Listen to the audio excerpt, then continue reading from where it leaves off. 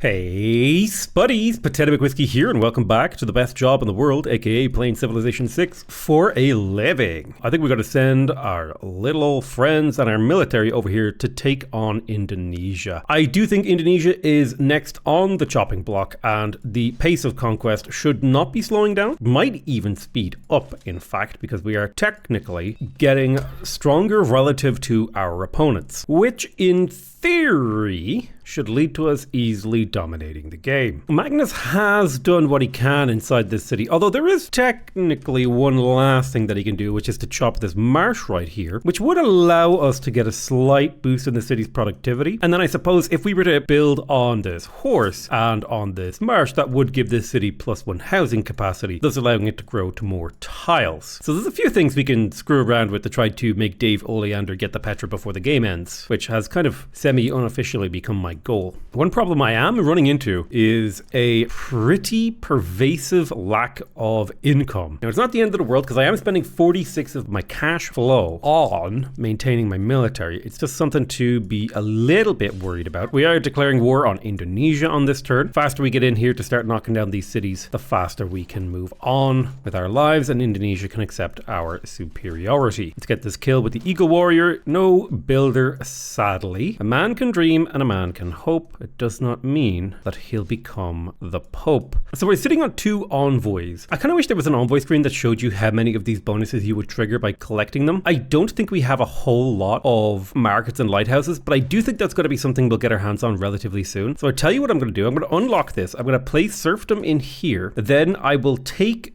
the diplomatic league policy here. I'll confirm that. I'll put an envoy into both Venice and Cahokia. That will get me 2 envoys in both because the diplomatic league card doubles your first envoy, makes it 2 instead of 1, and then I can put another envoy into Cahokia in a single turn, or maybe it'll be 2 turns, and I should get suzerainty of them, which will allow me to build a Cahokia mount. And the Cahokia mount is a pretty good tile improvement, but we will talk about that. It's especially good if you're building like a wide game, but we'll talk about it a little bit more here in a second. Let's take Battle Cry and blast this. Nothing to pillage here, so we may as well attempt to walk past the city as much as we can, and then take the time to knock it down. So 1, and you're pretty close to a level, so I'll take it with you. That'll net you a little bit of experience. Let's grab Victor, and we'll reassign him to this city. Novgorod will flip in 14 turns, but that's plenty of time to fix that problem, so not worried about it. A lot of these cities kind of suck. To be fair, we're also still in the classical era, which is infinitely hilarious to me because of what we're doing to the rest of the players. Let's have a look for the best city overlap in my empire. This kind of empty room down here, which is ruining the overlap. But if we take a look here, it'd be nice to get one of these 6, 7, or 8 city coliseums. Oh yeah. Michael Reglain might be the city to do it in. It's got a lot of chops. We could chop our way to a coliseum pretty easily. We've got a whole area of 7 city overlaps that we could make use of down here. A pillage of a barb camp. We're just about to pillage another one. So that's 2 pillages. This one isn't ready to be pillaged. This one should be close. I definitely want to kill this catapult. So what can I do to make it happen? It would be awesome if my vampire could be nearby. I may as well just soften him up for now, and we can make the actual move on him later. I also want to pillage this theater square. I want to pillage everything because pillaging right now is just like super valuable for me. We got the watermill here in Stephen Carpenter. It could be a good idea for us to get the bath to continue to grow relatively quickly. We could also get the market that's worth 6 gold per turn. I do like the bath because it gives me housing and amenities, which seems quite fun to play around with. I'm also going to emphasize growth here over other things. It does only make the city grow like a couple turns sooner, but I think emphasizing the growth here gives us a really long return on investment, which I personally think is pretty darn swell. Let's harvest the marsh. That'll force you up to 5 pop, and it will leave you pretty close to going up to 6 pop, which means you get to work another tile. We can also, in theory, buy our way out to this tile to get a chop in here to get the Petra even faster, which will almost certainly help. If it doesn't help, I don't even know what to tell you. Right, let's move the vampire forward to get the +1 combat strength from killing that guy. I'm going to cross the river with my horsemen to get vision. You're going to pillage the theater square. You'll get up to here to start crossing. You're going to move into Ternate, or Ternate, depending on how you choose to pronounce it. And in the meantime, the rest of my units have got to do a little bit of catch up. We did manage to get the diplomatic quarter, and building the consulate or purchasing it would be a nice +2 influence per turn, which should lead us to having quite a few more envoys over the course of the game. I do think that that's a worthwhile expenditure, especially because I can now go back to things like traders and builders in my capital, which will help the rest of my empire. Speaking of traders, we did finish the market in Nor, which means probably a good idea to get the campus to bring the science up. Although perhaps it's also a good idea for me to build a little bit of horsemen here. Just a small amount of horses being produced over time to reinforce my army. I think my army is starting to get stretched thin. It is really big and it's really powerful, but I do think that it's good to just reinforce them every now and again. Let's take suzerainty of Cahokia. Boom. So we have taken suzerainty of them. We now have access to the Cahokia Mound. It gives +3 gold. They get +1 amenity from the very first Cahokia Mound you get. When you discover natural history, which I believe is a civic over here, they'll get an extra amenity. So potential 2 amenities per city for a single build charge. Sorry, from 2 build charges. They also get +2 food, +1 food for every 2 adjacent districts after feudalism, which we have, and every adjacent district once replaceable parts is researched, and they give you +1 housing. So they're kind of like a farm that gives amenities and gold, which makes the Cahokia Mount really quite powerful. And it scales off districts, which means the placement of the Cahokia Mount is quite an interesting puzzle, and a very rewarding puzzle at that. Like right here is actually a decent Cahokia Mount, but I don't think they can be built on hills. Let's double check that. Yeah, it has to be flat land. Otherwise, placing it right here would have been fantastic. I could place one right here, which honestly wouldn't be a bad move. So unfortunately,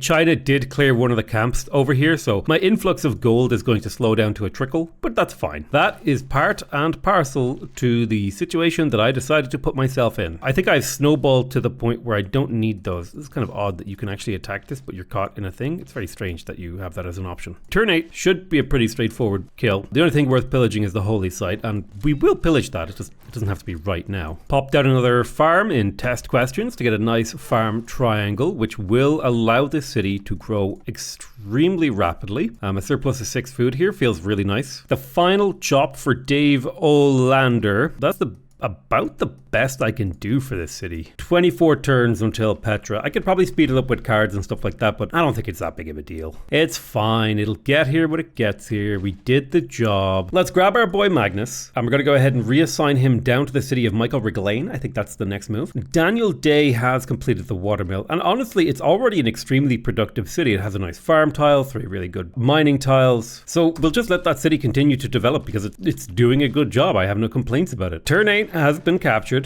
We can move in for Jambi and Majapahit. Let's get this battering ram on the road. I'll re-establish Victor over in turn 8. I think that's a slightly better move. I don't think it's worth it to pillage holy sites. I mean, it is technically worth it to build up that extra faith store, but I can't spend it right now. So I don't actually see that much value in pillaging for faith just at this moment. It is worth it long term and stuff like that, but when it comes to the immediacy of the thing, I just don't see the value. I'm always baffled that people say that slowing down the game makes it harder. It makes it harder only for the first 20 to 30 turns of the game. And then after that, it gets just like so incomprehensibly easier. Right, so first things first, in order to break this, we will need to bring down this battering ram. Then we're going to need to hit the city with a unit, but ideally the vampire. Vampires aren't melee class units, so they don't benefit from battering rams. So I should hit it with non-vampire units first, and then the vampire can take the city, obliterating it in a single turn, which worked out exactly as I had hoped. Nice, we got our first theater square with 3 culture or higher. I think I built this over in test questions. Yeah, look at that bad boy right there. 3 culture per turn, right beside an entertainment complex. It's got a juicy library nearby.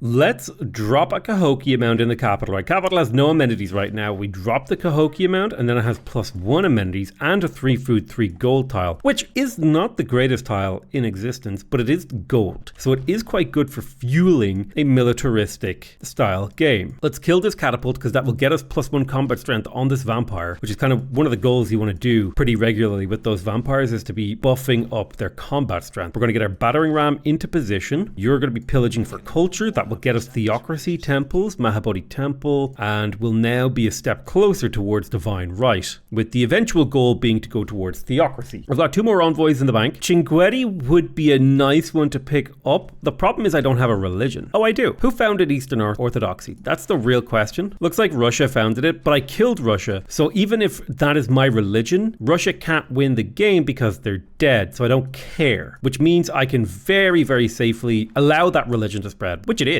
It is spreading throughout my empire, nice and passively. Takes a while to convert cities, but it happens slowly. So I'm going to take over Chinguetti. I should get a little bit of faith from that. Not a huge amount, just a little bit. Just a trickle of faith. Let's step you forward, shoot that horseman. You kill there. And we've taken back this camp. That camp died over there. This one's not ready to be pillaged, nor is this one.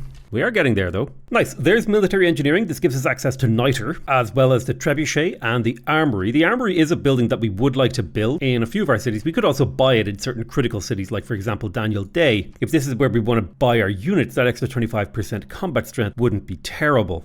Moscow is a city that could use some support because we're not playing Russia. We need to go for the watermill for the food and the granary for the food. So that'll help the city get churning along. Let's get our units forward. We want to rip down these walls. I think we want to put the city under siege before we really commit to having to take it out this turn. There's nothing really worth pillaging here inside this empire. And I think we have this empire killed. So we just need to move up into Brazil and take out Rio. And then we just need to find a way to get over to China, which will probably be through this pass here. The real question is, where's China's capital? Is it here? I don't know. I think it might be here. This might be his oldest city. But yeah, if we kill her, how many players are left? Oh, wow. So there's one unknown player left. We can easily kill Brazil. It shouldn't be too much work to kill China. And then we just got to find the last guy, whoever that may be. This is starting to get a little bit exciting. We're coming up to the close of this bad boy. Going to redirect my army to the north. I didn't quite manage to kill Majapahit. Unlucky. Very nice. We completed our first harbour with a standard adjacency of 4 higher, starting, not standard, which I think was over here in Mike Sta. It would be